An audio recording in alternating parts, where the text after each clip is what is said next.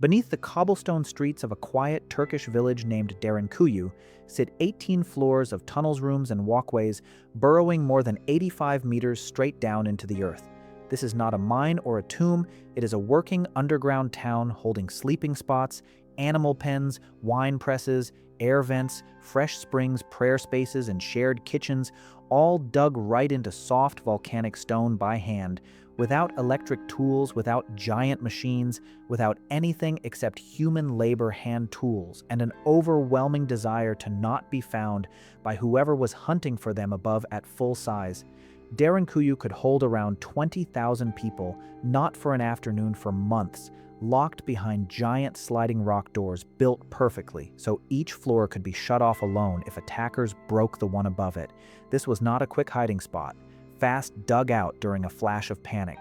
This was a totally self-running underground society made purposely across many lifetimes to survive attacks that might drag on for weeks or even months, with the whole community staying, eating, praying, and raising animals entirely beneath the surface in darkness, while the ground above them was likely taken by whatever invading army pushed them down initially. So the answer to the title question is yes. Early humans definitely did stay underground in some spots on a level that really shocks modern builders visiting these places today, but the full story is much weirder and more gripping than that single word hints, because staying underground means wildly different things depending exactly on when, where, and why in human history you ask. And the famous picture of primitive cavemen forever trapped in dark caves throughout time remains one of the most stubborn fake myths in science. Let us directly confront the myth itself, because it is what everyone pictures and it is totally wrong for understanding truth. For over a century, the word caveman has been stuck in our minds, painting a very specific picture. We imagine hairy, slow-witted early humans sitting forever inside dark caves, grunting next to a fire, drawing mammoths on the walls in between meals of raw meat, spending their entire existence from birth to death locked inside a damp rock box. That image is incredibly vivid, hard to forget, and completely wrong when you look at the actual evidence. Researchers studying ancient settlements all over the world have found that the vast majority of prehistoric sites are nowhere near caves. Early humans were highly active, traveling hunter-gatherers. They followed migrating animals, tracked seasonal plants, and moved across massive stretches of open land. They set up temporary camps right under the sky far more often than they ever hid inside a rock shelter. So why does the caveman idea refuse to die? Because of a massive built-in illusion in how history survives, known as preservation bias. Caves are almost ridiculously good at protecting things over huge stretches of time. A stone tool dropped in a cave can sit there for hundreds of thousands of years, safe from the wind, rain, and freezing weather that would completely destroy that same tool out in an open field. Campfires built inside a cave leave ash layers that stay perfectly intact for millennia. Paintings on deep cave walls survive in that stable, dark climate, while anything painted on an exposed rock gets washed away by the weather in just a few centuries. Because of this, caves have given us a wildly unbalanced number of the most famous archaeological discoveries in history, from the painted walls of Lascaux in France to the artifacts in South Africa's Blombos Cave. This creates the unavoidable but completely false illusion that early humans spent the entire Stone Age just sitting in the dark. They didn't. They just visited. They cooked there temporarily, painted the walls during important rituals, and hid inside to survive harsh Ice Age winters or severe storms. They used caves exactly the same way a modern backpacker uses a mountain cabin, gratefully, temporarily, and only when they really needed to. The rest of their actual lives, the hunting, the traveling, the socializing, happened outside in the open air. The word caveman doesn't describe how our ancestors actually lived. It just describes a natural preservation bias. But that being said, there is a massive practical difference between hiding in a natural cave for a few nights and intentionally digging an entire underground world from scratch. This is where the story enters truly mind-bending territory. Because at different points in history, humans didn't just passively use natural caves, they carved completely new ones from scratch. And they did it on a scale that is genuinely hard to wrap your head around, even if you compare it to modern construction. Cappadocia, right in the heart of modern-day Turkey, is the absolute greatest example of this anywhere on Earth. The sheer size of what they built there still shocks researchers today. The entire region sits on top of a massive layer of volcanic rock. Over millions of years, volcanic ash hardened into a material that is incredibly unique. It's soft enough to carve with basic hand tools, but structurally strong enough to hold its shape once you hollow it out. It was essentially nature's perfect building block, just waiting for someone with enough time and motivation to start digging. And they dug. Across thousands of years, over 200 underground settlements have been found in the region. It started way back with the Hittites around the 17th century BC, got expanded by the Phrygians, and was pushed to its absolute limits during the Byzantine era. That's when early Christians fled underground in massive numbers to escape the expanding Roman Empire.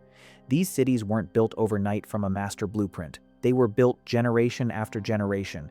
Each new culture took over the tunnels, dug a little deeper, and improved what the people before them had left behind. Derinkuyu is the most famous of these underground worlds. It plunges 18 stories deep and could comfortably hold 20,000 people for months at a time. But it wasn't even close to being the only one. A nearby city called Kaimakli covered a similarly massive footprint, and the two cities were actually connected by a tunnel stretching over 5 miles long. That means you could literally walk from one fully functioning underground city to another without ever seeing the sun. A later city called Ozkanok was even bigger, built to shelter up to 60,000 people for 3 solid months. That is a staggering number for a facility built entirely by hand, using nothing but simple tools and raw human willpower. And these were not primitive dirt holes scraped out by panicking refugees. The engineering inside these spaces still drops the jaws of modern architects. They carved deep ventilation shafts running straight from the surface down to the lowest levels to guarantee fresh air and stop carbon dioxide from building up. They dug water wells completely from the inside, meaning the water source couldn't be poisoned, blocked, or controlled by whatever enemy was waiting on the ground above. Then there were the doors, massive circular stone wheels weighing hundreds of pounds, carefully shaped to fit perfectly into the narrow tunnels. They could be rolled across the passageways to seal off individual floors or entire sections of the city. But the most brilliant part? These massive stone doors were engineered with a one-directional security feature. They could only be opened from the inside. Once the families inside rolled that rock into place, nobody on the outside was getting in, no matter how large their army was. Even today, the Earth is still giving up secrets. Just a few years ago in 2019, unexpected flooding accidentally revealed yet another 5,000-year-old underground town. The locals simply nicknamed it Gear, which translates with some dark humor to enter and see. But why did they do it? Across almost every culture that dug these massive spaces, the core motivation was exactly the same: survival.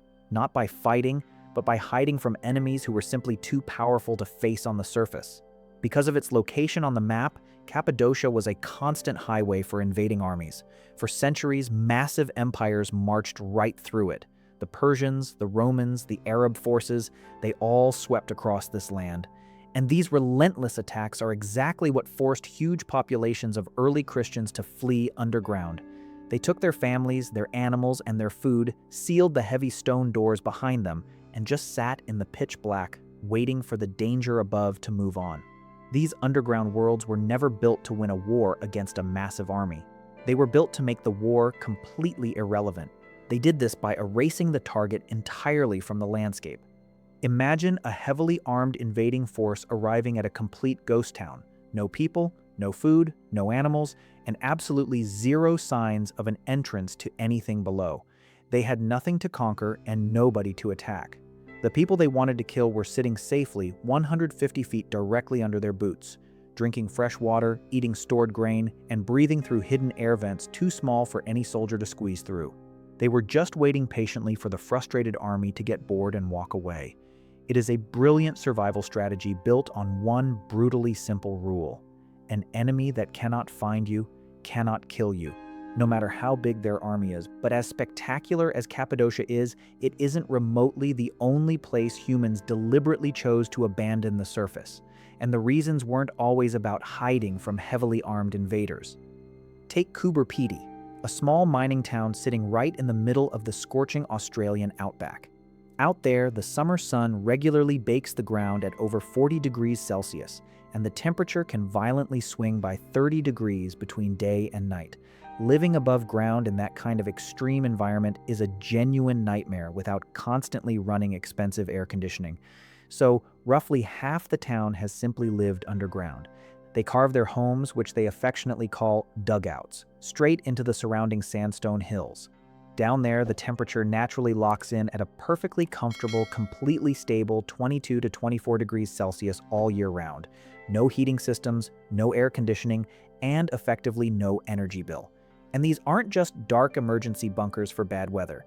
They are fully finished, properly furnished permanent homes with bedrooms, modern kitchens, and arched ceilings. Coober Pedy even has underground churches where locals get married, underground shops, and a fully functioning underground hotel that tourists can actually book. Thousands of miles away, under a completely different culture, the exact same brilliant logic created the famous pit homes of Matmata in southern Tunisia. Berber communities dug massive sunken courtyards straight into the desert rock to naturally block out the intense African heat. If that layout sounds familiar to you, it's because it was famously used as the filming location for Luke Skywalker's childhood home in the original Star Wars movies. That means millions of modern moviegoers have stared directly at a real, currently inhabited ancient underground society on screen without ever realizing what they were actually looking at. In France, you have the underground city of Naours, featuring over 300 hidden rooms carved into the chalk beneath the countryside. For centuries, generation after generation used it to hide from whatever war was sweeping across Europe. You can still go down there today and see names carved into the walls by soldiers from both world wars, written right next to graffiti left by people who hid in those exact same rooms for the exact same reasons hundreds of years before them. And in China, the underground homes of the Loess Plateau, known as Yaodongs, have sheltered millions of people for centuries. This isn't just some forgotten historical curiosity. As recently as the early 2000s, an estimated 30 to 40 million Chinese citizens were still living in some form of these underground homes. It is an enormous, ongoing, living tradition. When you look at this global map, Turkey, Australia, Tunisia, France, China, none of these ancient cultures were talking to each other. They didn't trade blueprints, but they all independently figured out the exact same ultimate survival hack. Going underground isn't some weird, isolated quirk of one desperate tribe. It is a universal, repeatedly rediscovered human strategy. Whenever the surface of the planet becomes too hostile, whether that threat is an invading army, extreme heat, or freezing cold, humans naturally realize something profound. The Earth itself is the absolute best building material. It is available everywhere. It is naturally climate controlled, and it is completely free of charge. All you have to do is be willing to pick up a tool and start digging. But there is one more layer to this story, and it is easily the darkest. What actually happens to a human mind when you bury it alive for months at a time? Living deep underground doesn't just block out the sun, it completely breaks your relationship with time itself. Without the natural rise and fall of daylight to act as an anchor, your internal biological clock simply loses its grip on reality. We know exactly how terrifying this is thanks to a French researcher named Michel Siffre. In the 1960s and 70s, he ran a series of wild, deeply isolating experiments on himself. He spent months completely alone in deep underground caves. No clocks, no sunlight, absolutely no way to measure the passing days. Almost immediately, his internal clock started to drift. Without the sun to reset his brain, his body naturally settled into a 25-hour cycle instead of a 24-hour one. That might not sound like a big deal, but it is psychologically devastating in practice. By gaining an extra imaginary hour every single day, the errors compounded. He completely lost track of the calendar. When the research team finally pulled him out, Siffre genuinely believed he had been underground for weeks less than he actually had. His mind had simply erased the time. Now, take that exact psychological distortion and apply it to the ancient people hiding in the underground cities of Cappadocia. They weren't running a controlled science experiment. They were trapped below the surface with their entire families, hiding from massive armies trying to wipe them out. Imagine the grinding, suffocating weight of that reality.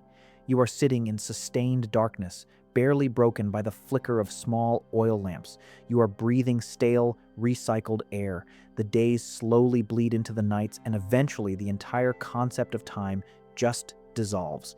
And the most terrifying part, you have absolutely no idea what is happening directly above your head. You can't see the enemy, you can't hear them. You just have to sit in the crushing silence, losing your grip on time until someone is brave enough to crawl up a narrow, pitch-black tunnel to check if the army has finally left, or if staying buried is still your only chance to survive.